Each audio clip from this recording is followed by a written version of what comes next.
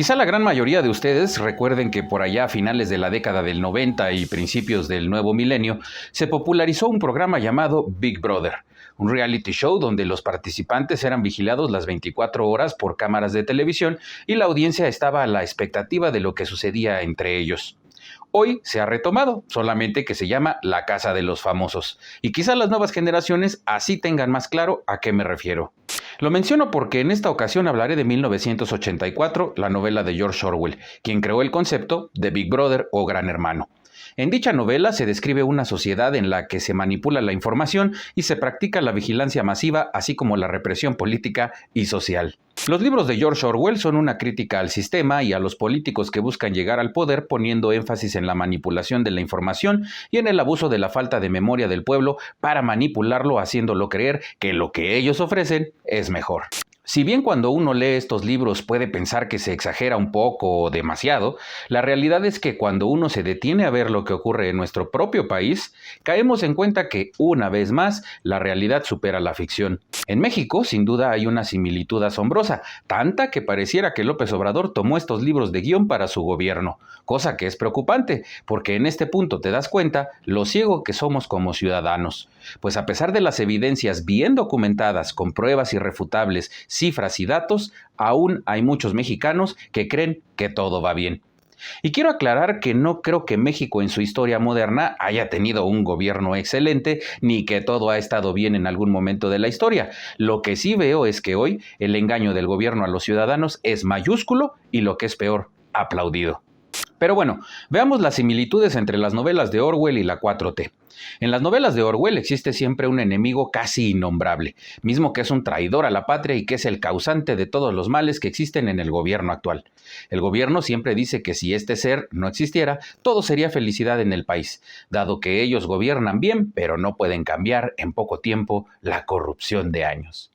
En Rebelión en la Granja, el enemigo mayor son los humanos que representan los gobiernos anteriores que saquearon y esclavizaron a los animales.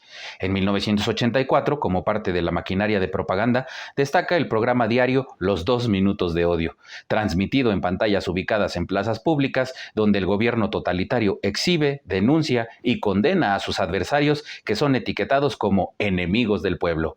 ¿Les suena familiar? En la 4T, por otro lado, existen muchos enemigos: los conservadores, los neoliberales, los empresarios, la clase media, Salinas de Gortari, Calderón, los españoles, Hernán Cortés, etc. Y hacen que los ciudadanos los odien, cuando, si bien no creo en absoluto que sean blancas palomas, en realidad no son tan malos como los hacen ver.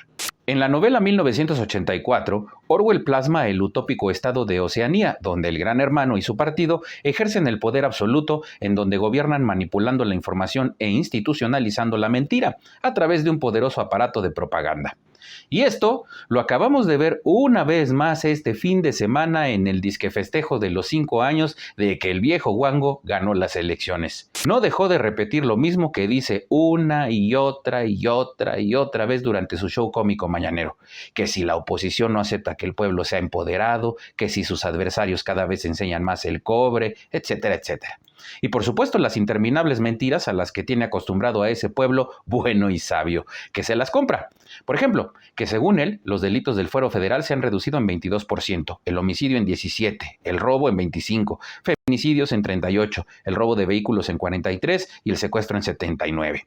Claro que no indicó en qué periodo o cómo fue la comparativa para obtener estas cifras, pero de nuevo el pueblo bueno y sabio le compró sus otros datos. Entre aplausos, muñecos de peluche, botargas y gritos de apoyo, López Obrador aseguró que se ha avanzado hacia la erradicación de la violencia en el país y afirmó que hay justicia y tranquilidad.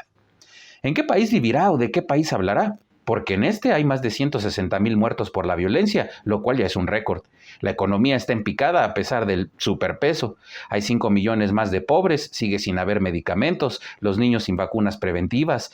Nunca llegó a Dinamarca, hubo al menos 800,000 muertos por COVID. Un año después, Dos Bocas refina solo deseos, el AIFA opera con deudas, nunca pacificó al país. De hecho, el crimen organizado lo controla. El 81% del territorio lo operan bandas criminales. Es oficialmente y documentado el sexenio más violento de la historia, el de mayor desaparición de personas, el de mayor número de personas desplazadas por violencia, inundó el país con migrantes abandonados a su suerte, es un presidente misógino y machista que no atiende las demandas de los colectivos feministas.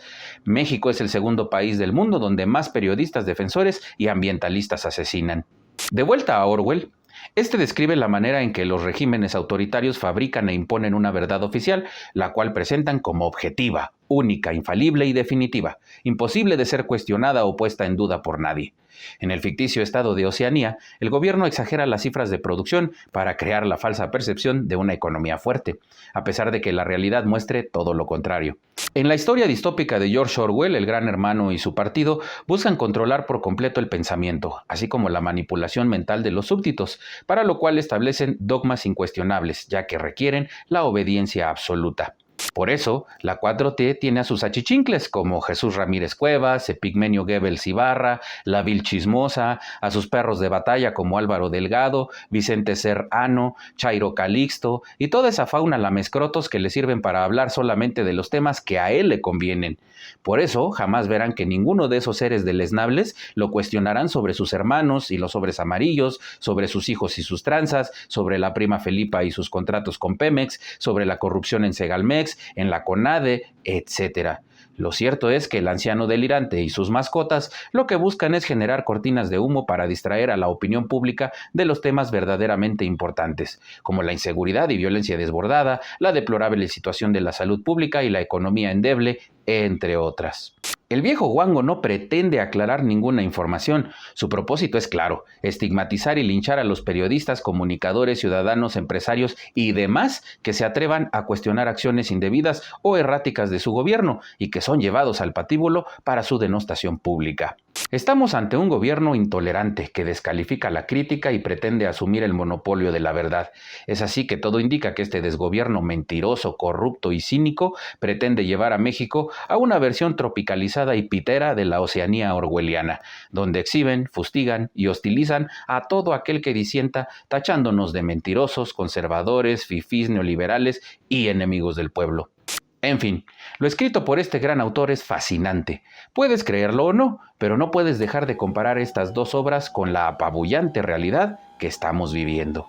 Recuerda que puedes hacer tus donativos vía PayPal. Encuentra la información respectiva en la caja de comentarios. Gracias a ti, este canal sigue activo. Muy importante suscribirte, dar like y presionar la campana para recibir notificaciones cada que hay nuevo contenido. Gracias.